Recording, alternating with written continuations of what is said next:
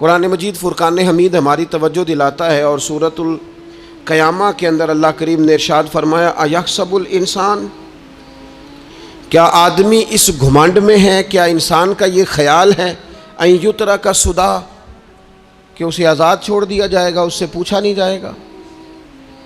کیا انسان یہ سمجھتا ہے اس سے کوئی سوال؟ ایحسب الانسان، کیا انسان اس گمان میں ہے، اس گھمنڈ میں ہے ان یترک سدی، کہ اسے آزاد چھوڑ دیا جائے گا، کوئی پوچھنے والا نہیں ہوگا؟ اسے آزاد نہیں چھوڑا جائے گا، اس پر پابندیاں ہیں، اس پر کچھ قیود ہیں، اسے کچھ حدود بتائی گئی ہیں، اسے ایک دائرہ کار دیا گیا ہے، اسے بتایا گیا ہے کہ یہ حلال ہے، یہ حرام ہے، یہ تیرے لیے جائز ہے، یہ تیرے لیے جائز نہیں ہے۔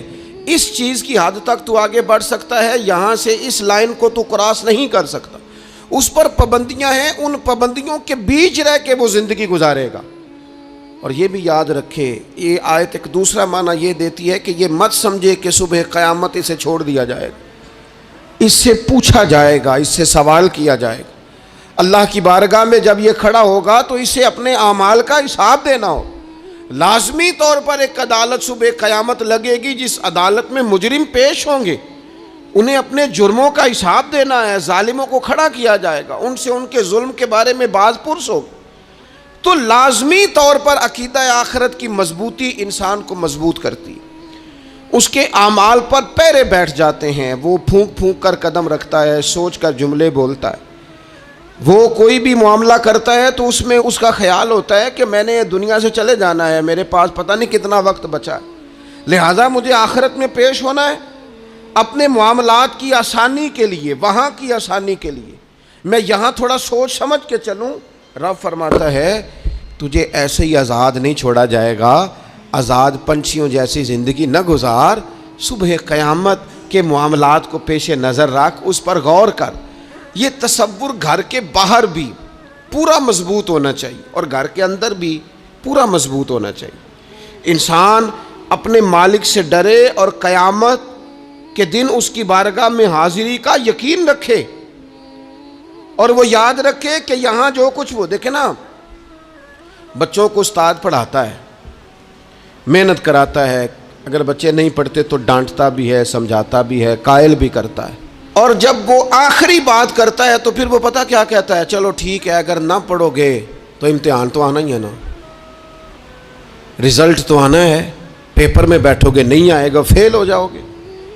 یہ لاسٹ پر یہ بات ضرور ہوتی ہے، اور یہ امتحان دینے کا تصور اور امتحانی سینٹر میں جانے کا خیال طالب علم کو مجبور کرتا ہے کہ میں اسباق تیار کروں، میں بار بار اس پر غور کروں، میں کتاب کو سمجھوں، میں اس کو حل کروں چیزوں کو، تاکہ جب میں مرکز میں جاؤں پرچہ دینے کے لیے امتحانی سینٹر میں تو پھر مجھے پریشانی کوئی نہ ہو۔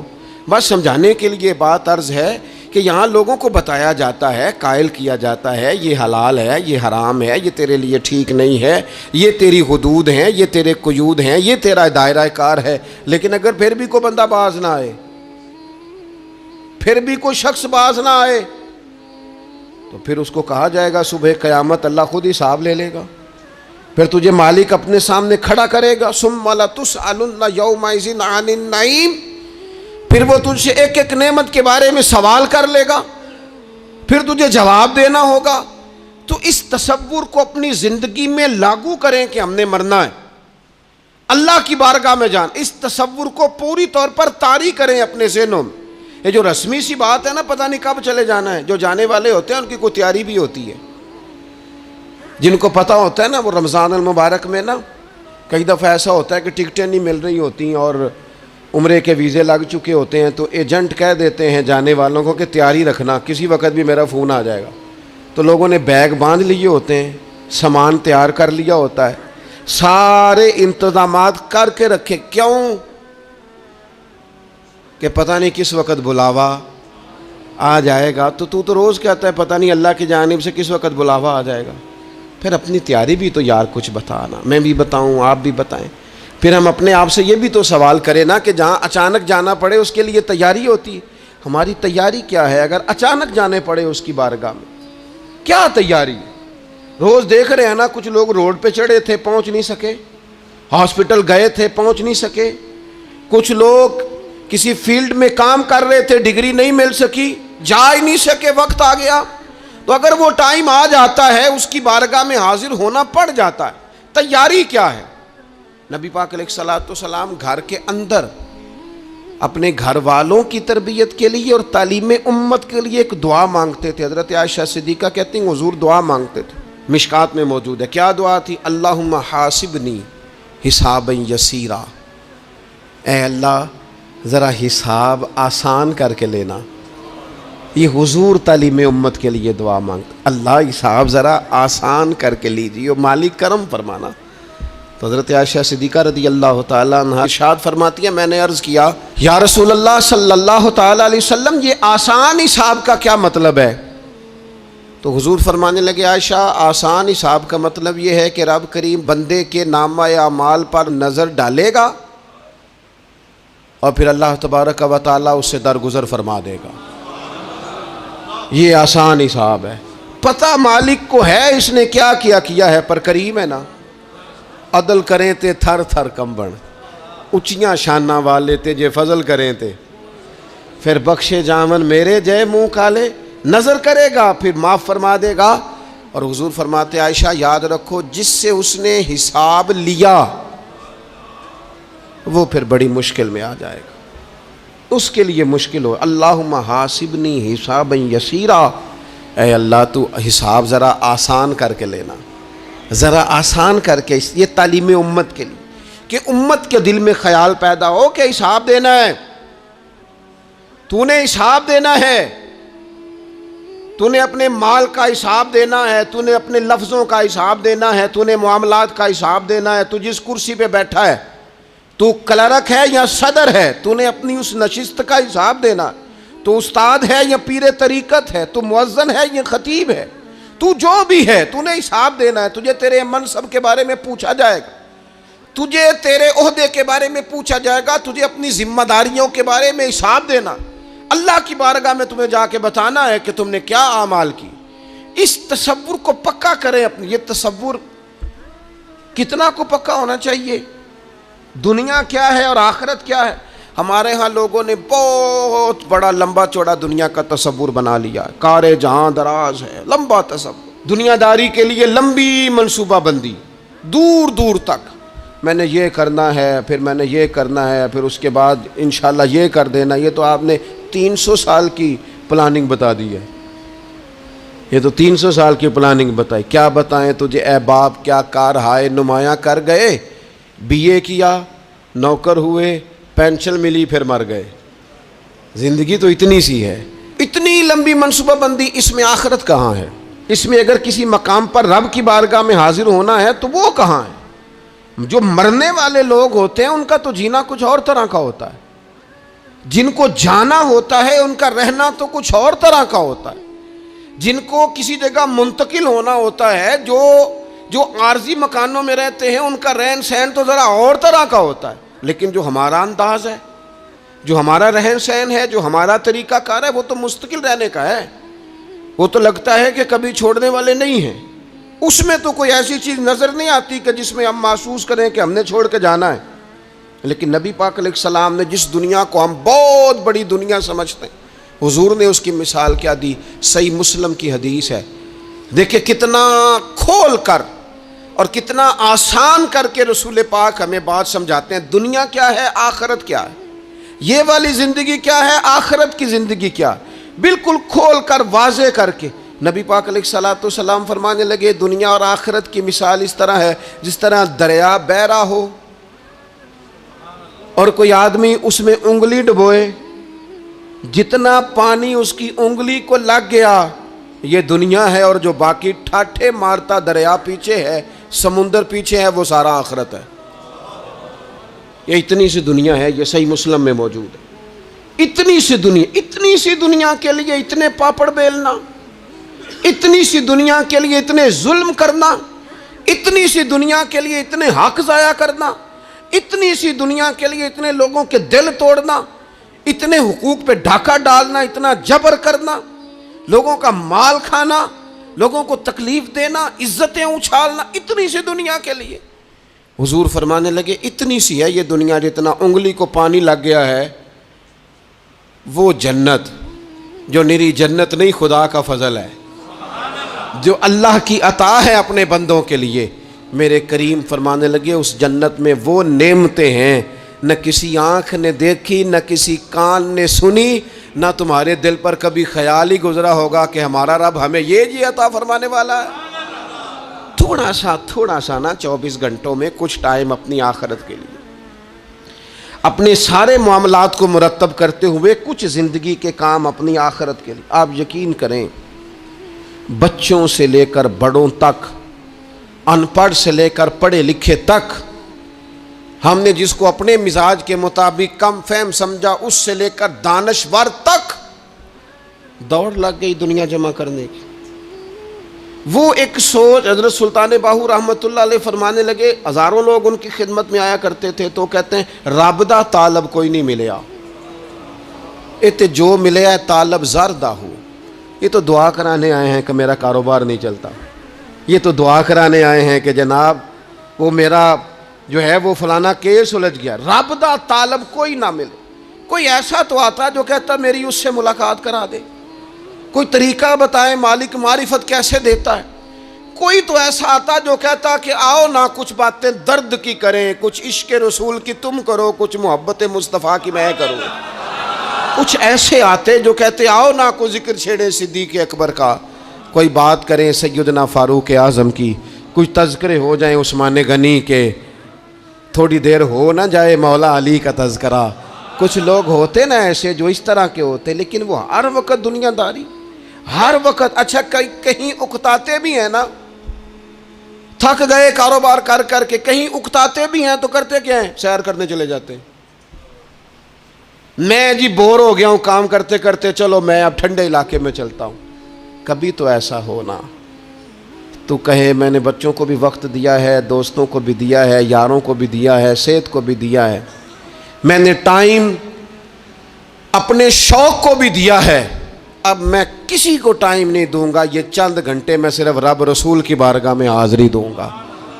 تو ذرا جم کے قرآن پاک پڑھے، تو ذرا ذوق سے درود پاک پڑھے، تو ذرا شوق سے میرے محبوب کی نعت سنے، تو سارا زمانہ بھول جائے اور تو رج رج کے دعا مانگے اپنے رب کی بارگاہ میں، اپنی پریشانیاں عرض کرے، اپنے اندر کی کیفیت بیان کرے۔ دل جو سخت ہو گیا ہے، ذہن جو سخت ہو گیا ہے، جو طبیعت میں وہ نورانیت نہیں آ رہی، اس کی تو بات کرے، تو اپنے رب کی بارگاہ میں معافی کا سوال کرے، تو اس سے قیامت کے دن درگزر کرنے کے لیے عرض کرے، کچھ تو ایسا ٹائم نکلے۔ لیکن دوستو ہم تو بالکل الجھتے ہی جا رہے ہیں۔ وہ معاملات زندگی ہیں کہ ختم ہی نہیں ہو رہے، شوق ہیں کہ ختم ہی نہیں ہو رہے، باتیں ہیں کہ بڑھتی چلی جا رہی ہیں۔ دور گزر گیا جب لوگ کہتے تھے کہ کوئی درود پاک بتائیں جس سے سرکار راضی ہو۔ ایک کی مسئلہ ہے کام نہیں چلتا، ایک صاحب آئے کام نہیں چلتا، میں نے کہا سورہ واقعہ پڑھا کریں، کہتے ہیں حضرت میں بڑی دیر سے پڑھ رہا ہوں۔ میں نے کہا چلیں کوئی صدقات دے کے دیکھ لیں، کہنے لگے بڑی دیر سے دے رہا ہوں۔ میں نے انہیں ایک اور وظیفہ بتایا، کہنے لگے یہ بھی مجھے کسی نے بتایا تھا، بڑی دیر سے کر رہا ہوں۔ تو میں نے انہیں کہا پھر میری ایک ناقص رائے یہ ہے کہ سارا کچھ کرنے کے بعد اگر ابھی تک پھر بھی آپ سمجھ رہے ہیں نا آپ کی مرضی کے مطابق آپ پر دروازے نہیں کھول رہے، پھر آپ صبر کریں، جو میرا رب چاہتا ہے اس پہ راضی رہ کے دیکھیں، پھر ذرا راضی رہ کے دیکھیں، پھر دیکھیں کہ مالک کا فیصلہ کیا ہے۔ وہ آپ کے حق میں کوئی رحمت والا فیصلہ ہی فرمائے گا، پھر ذرا انتظار کر کے دیکھیں، پھر ذرا صبر کر کے دیکھیں۔ پھر وہ کہتا وَبَشِّرِ الصَّابِرِينَ، محبوب یہ جنہوں نے صبر کیا ہے انہیں میری رحمت کی خوشخبری سنا دو۔ پھر وہ کہتا ہے باقیوں کے پاس مال ہوگا، دولت ہوگی، اقتدار ہوگا، بڑا کچھ ہوگا، اِنَّ اللَّهَ مَعَ الصَّابِرِينَ، صبر کرنے والوں کے ساتھ رب کریم ہوگا۔ پھر ذرا ٹھہر ہی جائیں، پھر تھوڑا حوصلہ ہی کر لیں، پھر اس کے فیصلے کا ذرا انتظار کر کے دیکھیں۔ ہم نہ من چاہی زندگی کے پیچھے پریشان ہیں اپنی آخرت کے، اور آخرت کرتی کیا ہے؟ جب آپ کا آخرت پر یقین پکا ہو جاتا ہے نا، پھر لازمی طور پر انسان کے اعمال سنورتے ہیں۔ آپ یقین کریں سنورتے ہیں، 100% سنورتے ہیں۔ آپ آخرت پر جتنا یقین، حضرت عمر کا آخرت پر یقین پکا تھا نا، دنیا میں مکان ہی کوئی نہیں بنایا، پکا تھا۔ سیدنا مولا علی شیر خدا امیر المومنین بھی ہو گئے تو طامت پھر بھی پھٹی ہوئی تھی، پکا یقین تھا نا کہ اللہ نے ہمارے لیے آگے بڑی نعمتیں تیار کی ہوئی ہیں۔ حضور نے آ کے فرمایا تھا نا کہ عمر میں تیرا گھر دیکھ آیا ہوں جنت میں، یقین پکا تھا نا بڑا کچھ ملنے والا ہے۔ تو جن لوگوں کا پکا ہونا کہ میرا دیس میں گھر ہے، وہ پردیس میں بلڈنگیں نہیں بنایا کرتے، ان کو پتہ تھا کہ ہمارے دیس میں گھر بنے ہوئے ہیں، لہٰذا یہاں وہ کسی پریشانی کا شکار۔ اور دوسرا، جب بندے کا آخرت پر یقین پکا ہو جاتا ہے نا، ایک بات آپ نے ضرور ذہن میں رکھنی ہے، ہمارے محدثین نے لکھا ہے جس بندے کا صرف دنیا داری میں جینے کا مزاج ہو جاتا ہے نا، وہ بزدل ہو جاتا ہے، اور جس کا خیال ہوتا ہے نا زندگی عارضی ہے، صبح قیامت دوبارہ اٹھوں گا، وہ بندہ بہادر ہو جاتا ہے۔ جس کا خیال ہے نا یہی کچھ ہے، کھا لو پی لو بس، یہ زندگی ختم ہو گئی تو ختم ہو گئی، مر گئے تو مر گئے، ختم ہو گئے، فنا ہو گئے، ان لوگوں کا مزاج بزدلانہ ہو جاتا ہے، جرت مند نہیں رہتے۔ اور جن کا یہ خیال ہوتا ہے نا مرنے کے بعد بھی اٹھنا ہے، ایک نئی زندگی اللہ عطا کرے گا، وہ لوگ پھر موت سے گھبراتے نہیں، انہیں مرنے سے ڈر نہیں لگتا۔ پھر موت کا لفظ کوئی بندہ سنا کہ انہیں بلیک میل نہیں کر سکتا، وہ بندے طاقتور ہو جاتے ہیں، باہمت ہو جاتے ہیں۔ حضرت جابر بن عبداللہ فرماتے ہیں، بخاری میں حدیث ہے، فرماتے ہیں ایک احد والے دن ایک صحابی کھجور کھا رہے تھے، تو کھجور کھاتے کھاتے انہوں نے نبی پاک صلی اللہ تعالیٰ علیہ وسلم کی خدمت میں عرض کی، حضور اگر میں آج شہید ہو جاؤں تو کہاں جاؤں گا؟ تو محبوب فرمانے لگے، میرا رب اپنے فضل سے تجھے جنت عطا کرے گا۔ حضرت جابر بن عبداللہ رضی اللہ تعالیٰ عنہ فرماتے ہیں اس بندے نے کیا کیا، اس نے نا کھجور جتنی کھا لی تھی کھا لی، باقی نکال دی منہ سے، تلوار لی، میدان میں گئے، شہید ہو گئے۔ سبق ہمیں کیا دیا؟ کہنے لگے جب مرتے ہی اللہ تعالیٰ جنت عطا کرے گا، پھر کھجور کھاتے کھاتے رہنے والی دیر بھی کیوں کرنی ہے؟ پھر چھوڑو، جنت میں جا کے اللہ کے دیے ہوئے انعام کھائیں گے۔ کھجور کھانے کی بھی دیر برداشت نہیں کی۔ یہ آخرت کا اجر، آخرت میں رب کی بارگاہ میں کھڑے ہونے کا تصور بندے کو طاقتور کر دیتا۔ وہ بزدل، اقبال کیا کہتے ہیں؟ اقبال کہتے ہیں موت کو سمجھے ہیں غافل اختتام زندگی، یہ ہے شام زندگی، پھر صبح دوام زندگی۔ اور حضرت بلے شاہ بھی بول پڑے، وہ کہنے لگے عرش فرشتے بانگاں ملیاں مکے پہ گئے شور، بلے شاہ آسان نہیں مرنا، یہ تے مر گیا ہی کوئی ہور، یہ تو کسی اور۔ پھر ایک اور درویش بولے، وہ کہنے لگے وارث شاہ او کدو مر دے، وارث شاہ او کدو مر دے جنہ کیتیاں نیک کمائیاں نے، وہ تو اللہ کی بارگاہ میں انعام پاتے ہیں۔ ایک پل ہے موت، اس پل سے گزرتے ہیں، پھر رب کا فضل انہیں ملتا ہے۔ میں کئی دفعہ کہہ چکا ہوں، پھر کہتا ہوں، یہ جب بہت ٹینشن بن گئی نا، ڈپریشن بہت بڑھ گیا، کووڈ-19 کے دن تھے، کرونا کے، تو مجھے ایک سرکاری ادارے میں بلایا گیا جہاں اس عملے کو میں نے گفتگو کرنی تھی، اس عملے سے جو مریضوں کو دیکھ رہا تھا۔ کہنے لگے، مجھے وہاں کے جو ہیڈ تھے کہنے لگے پیر صاحب بڑا ڈپریشن بڑا ہے، لوگ ڈر رہے ہیں، وقتی طور پہ خوف بھی بڑا تھا۔ تو میں نے ایک صاحب سے وہاں کہا کہ اتنا خوف کس بات کا؟ کہنے لگے جی مجھے تو زیادہ ہجوم آ جائے تو میرا سانس نہیں نکلتا، تو قبر میں تو کھڑکی کوئی نہیں، تو تصور سوچ سوچ کے میں ڈرتا ہوں۔ تو میں نے کہا ڈاکٹر صاحب، ماں کے پیٹ میں جو رب آکسیجن دیتا ہے وہ قبر میں بھی دے گا۔ تو انہوں نے آپ کی طرح سبحان اللہ نہیں کی، کیونکہ وہ ڈاکٹر صاحب تھے نا، سیانے بندے کو سمجھانا بھی کافی سیانے بندے کا کام ہے، وہ زیادہ سیانے تھے۔ لیکن نا سوتے کو جگانا تو کام ہے، اور اگر جاگتے کو جگانا پڑ جائے تو بہت مشکل کام ہوتا ہے۔ وہ ڈاکٹر صاحب تھے، وہ کہنے لگے جی حضرت صاحب، وہ تو ماں سانس لیتی ہے تو وہ بچے کو جاتا ہے، وہ آکسیجن ماں کے سانس کی بنیاد پہ ملتی ہے، تو قبر میں وہ کیسے ہوگا؟ میں نے کہا چلیں ٹھیک ہے ڈاکٹر صاحب، آپ کی یہ دلیل بھی مان لیتے ہیں۔ وہ جو انڈے سے بچہ نکلتا ہے، وہ چاروں جانب کوئی سوراخ ہوتا ہے؟ ڈاکٹر صاحب نے قلم چھوڑ دیا، رکھ دیا۔ میں نے کہا چلو یہ بھی بتاؤ زندہ ہی نکلتا ہے؟ کہنے لگے بالکل۔ تو میں نے کہا سونا بھی نکلتا ہے؟ کہنے لگے بڑا ہی پیارا ہوتا ہے۔ میں نے کہا انشاءاللہ جب ہم قبروں سے نکلیں گے مصطفیٰ کا صدقہ، یوم نحشر المتقین الی الرحمن وفدا، رب کہتا ہے تم جب نکلو گے نا قبروں سے متقی مومن جب نکلیں گے تو رب کی بارگاہ میں مہمان بنا کر پیش کیے جائیں گے. اے رب دے پرونے ہون گے قیامت میں, وہ مہمان بنا کر پیش کیے جائیں گے اللہ کی بارگاہ, مہمان بنا کر. دوستو قبر صرف دوزخ کا گڑھا نہیں ہے, دوزخ کا گڑھا بھی, لیکن اس کے لیے جس نے دنیا میں رہ کے صرف دنیا کٹھی کی, آخرت کے لیے جمع کچھ نہیں کیا, اور جس نے یہاں رہ کے وہاں کے لیے کوشش کی, صبح سے شام تک ڈرا کہیں میرا رب ناراض نہ ہو جائے, کہیں حضور کی بتائی ہوئی حدیں معاذ اللہ مجھ سے کراس نہ ہو جائے. جس نے محتاج زندگی گزاری اس کی قبر گڑھا نہیں, کھڈا نہیں, بلکہ حضور فرماتے ہیں روضۃ من ریاض الجنہ, اس کی قبر تو باغ ہے, باغ. ایک منٹ کے لیے صرف سوچنا, بندہ فوت اور سیدھا اسے باغ میں چھوڑا ہے کوئی, باغ ہے قبر, باغ.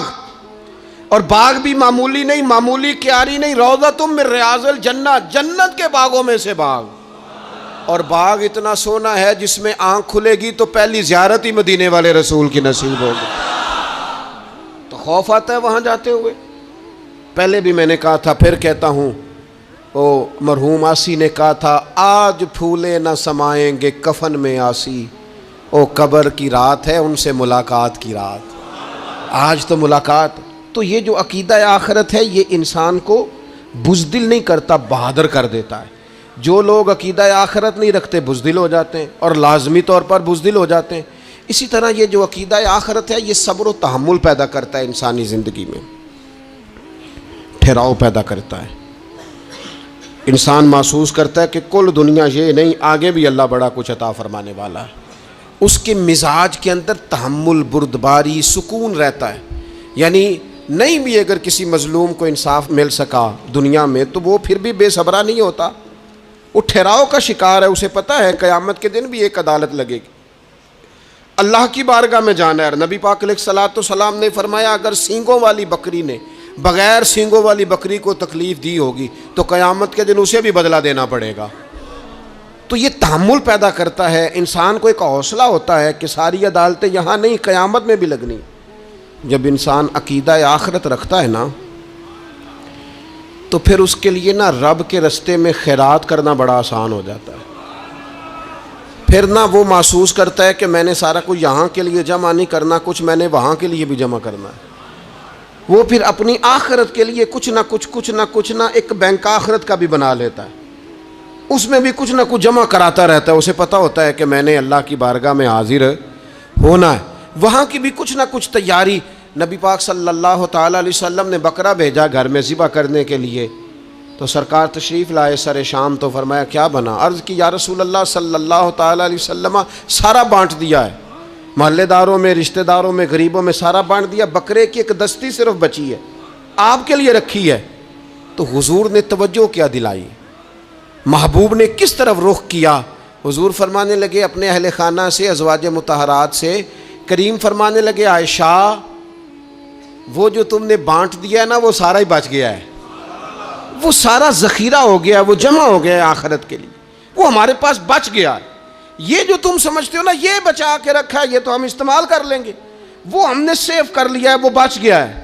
حضرت ابو ذر غفاری رضی اللہ تعالیٰ عنہ اپنے خادم سے کہنے لگے کہ مجھے پتہ چلا ہے یہاں فلاں جگہ کچھ غریب لوگ آئے ہیں, تو اس طرح کرنا, جو اچھا اونٹ ہے نا میرے اونٹوں میں سے, اچھا اونٹ وہ ذبح کر کے نا تو ان سارے گھروں میں تقسیم کر دو, جتنا گوشت وہاں بھیجو گے اتنا ہی میرے گھر میں بھی بھیج دینا. آپ کا وہ خادم کہتا ہے میں نے اپنی سمجھ کے مطابق اچھا اونٹ ذبح کر کے گوشت بنا کے میں نے بانٹا, اور میں نے اس طرح کیا کہ وہ حضرت ابو ذر غفاری کے گھر بھی اتنا ہی گوشت بھیجا جتنا تمام غربا کے ہاں میں نے بانٹا تھا. شام کو جناب ابو ذر غفاری اپنے اونٹوں کے باڑے میں آئے جہاں باندھا کرتے تھے اپنی حویلی میں, تو آ کے دیکھا کہ وہ سرخ بہترین اونٹ جو سب سے بہترین تھا وہ تو کھڑا ہے. تو آپ اپنے خادم سے کہنے لگے میں نے تمہیں کہا تھا جو سب سے اچھا ہے اس کو ذبح کرنا, تو وہ کہنے لگا حضور وہ باقیوں میں سے سب سے اچھا تھا, اس سے ہی تھوڑا سا کمزور تھا, اور یہ تو آپ کی سواری کے لیے ہے نا, یہ تو آپ کے کام آتا ہے, اس پہ تو آپ سفر کرتے, اس لیے میں نے اسے چھوڑ دیا, اور اس کے بعد جو سب سے اچھا تھا وہ میں نے ذبح کر دیا. تو حضرت ابو ذر غفاری فرمانے لگے تو شاید سمجھا نہیں, میں اسے بھی سواری کے لیے رکھنا چاہتا تھا پر اپنی آخرت کی سواری کے لیے. میرا دل تھا وہ جو آخرت میں سفر کرنا ہے نا، دشوار گزار گھاٹیاں ہیں، ان گھاٹیوں کے لیے وہ اونٹ میرے کام آ جائے گا، لہذا میں نے تجھے کہا تھا جو سب سے بہتر ہو وہ دے دینا، تاکہ ذرا میری آخرت کی سواری بن جائے، تاکہ میں ذخیرہ کر لوں۔ بڑا دیا بال بچوں کو، بڑا دیا بہن بھائیوں کو، بڑا دیا دوست احباب کو، بڑے قرضے دیے ادھر ادھر، لیکن ساری زندگی دیے، ایک موقع پر صرف آپ نے کسی کو انکار کیا نہ، ایک موقع پر، تو وہ پچھلے جو 99 دفعہ آپ نے دیا ہوتا ہے وہ اس کا بھی منکر ہو جاتا ہے۔ وہ کہتا ہے تو نے کدی کام ہی نہیں آیا، وہ تو نے تو میری امید ہی توڑ دی۔ وہ سارے شکوے، ساری زندگی کہاں خرچ کر دی بلا، کس مقام پر؟ اور یہاں حال یہ ہے کہ حضور فرماتے ہیں جب تو صدقہ دیتا ہے تو رب اسے اپنے دستے قدرت میں لیتا ہے، اور اس طرح تمہارے صدقے کو پالتا ہے جس طرح تم اپنے گھر میں بچڑا نہیں پالتے، اس طرح صبح قیامت تمہیں وہ نتیجے کے طور پر پلا ہوا صدقہ ملے گا۔ ہم اپنی آخرت کو چونکہ اس لیول پر یقین نہیں لاتے الا ماشاءاللہ، لہٰذا اس کی تیاری کے لیے ذخیرہ نہیں کرتے۔ اپنی آخرت کی تیاری کے لیے ذخیرہ کریں اور کوشش کریں کہ اور یہ عقیدہ اپنی اولادوں میں، اپنے متعلقین میں، اپنے احباب میں اس کو راسخ کریں۔ کوئی نہ کوئی بات عقیدہ آخرت کی، قیامت کی ضرور اس کا تذکرہ کریں، ان باتوں کو اپنی زندگی کا حصہ بنائیں۔ اگر عقیدہ آخرت نہ ہو تو دنیا کی ساری چیزیں ویسے ہی لوگوں کو عجیب لگنے لگ جائیں۔ اگر کوئی قیامت ہی قائم نہ ہو تو مظلوم رہ گیا، ظالم نے تو پھر ظلم ہی کمایا، وہ تو پھر دندناتا پھرے گا۔ تو رب کہتا ہے ایحسب الانسان ان یترک سدی، کیا انسان سمجھتا ہے کہ اسے یوں ہی چھوڑ دیا جائے گا، کوئی اسے آزاد ہی چھوڑ دیا جائے گا، کچھ پوچھا ہی نہیں جائے گا؟ صبح قیامت سوال ہوں گے، رب کی بارگاہ میں حاضری ہوگی، اللہ کے حضور سوالات کے جواب دینے ہوں گے۔ لہٰذا اپنی زندگی کے اعمال کو مرتب کرتے وقت، کوئی بھی کام کرتے وقت ایک تصور ضرور ذہن میں رکھیں کہ مجھے صبح قیامت اس کا حساب دینا ہے۔ یہ جو جواب دہی کا تصور ہوتا ہے یہ انسان پر پہرے دار ہوتا ہے، یہ اس کو مضبوط کرتا ہے، اس کی عقیدے کی بنیادیں اس کے عمل کو طاقتور کر دیتی ہیں۔ لہٰذا عقیدہ آخرت اپنے بچوں میں، آنے والی نسلوں میں، آپ دیکھیں حضور نے یہ عقیدہ آخرت مضبوط کر دیا تھا نا، تو پھر سیدہ فاطمہ الزہرا نے کچے مکان میں ساری زندگی گزار دی۔ پھر محبوب پاک نے دیکھا کہ وہ اونٹ کے بالوں کی بنی ہوئی چادر اوڑھ کے چکی پیس رہی ہیں، تو محبوب نے یہ نہیں فرمایا کہ اللہ آسانی کر دے گا، اچھا وقت آ جائے گا، تو فکر نہ کرنا، یہ مشکل نہ۔ محبوب کریم نے فرمایا فاطمہ دنیا میں تھوڑی مشقت برداشت کرو، اللہ آخرت کی ساری سعادتیں آپ کو ہی عطا فرمائے گا۔ گویا کریم نے فرمایا آپ کو یوں ہی زندگی گزارنی ہے، یہی طرز رکھنی ہے، اسی طرح ہی آپ کو وقت گزارنا ہے۔ جو آرام کا وقت ہے وہ اللہ تعالیٰ جنت میں عطا کرے گا۔ عقیدہ آخرت کی مضبوطی، تھوڑا سا ہمارے ایک بڑے قریبی دوست تھے، بڑا میرا ان سے پیار تھا، 34.5 سال عمر، خود ہارٹ اسپیشلسٹ ڈاکٹر، لیکن یہ پچھلے ہفتے وہ مریضوں کو چیک کر کے نیچے آ کے دفتر میں بیٹھے ہیں۔ ایک تو لوگ کہتے ہیں نا ہسپتال پہنچ جاتا تو شاید بچ جاتا، تو ہاسپٹل کے اندر ہی تھے، اور ابھی چڑھتی جوانی، 34-35 سال عمر، لیکن کمال یہ تھا کہ میرے جیسے کئی لوگوں نے بھی آنسو اس لیے بہائے کہ اتنی چڑھتی جوانی میں، اتنے خوبصورت ماحول کے اندر بھی انہوں نے مزاج خیر خواہی کا بنایا ہوا تھا، ہر شخص سے حسن کلام اور رب رسول کی طرف اپنا لگاؤ، نماز کی پابندی، جب بھی حال پوچھنا تو کہتے تھے اللہ اور اس کے رسول کا فضل ہے۔ تو اپنی زندگی میں جن لوگوں کا تصور آخرت مضبوط ہو جاتا ہے وہ کئی دفعہ جلدی بھی سمٹ کر چلے جائیں تو ان کے حق میں رحمت والے فیصلے ہوتے ہیں۔ اللہ تعالی ہمیں سمجھنے کی توفیق عطا کرے۔